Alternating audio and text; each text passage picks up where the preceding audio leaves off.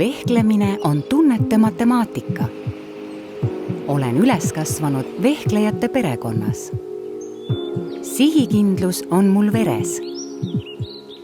Prantsuse filosoof Michel Montaigne on öelnud: vehklemine on ainukene võimlemise tüüp, kus treenib vaim.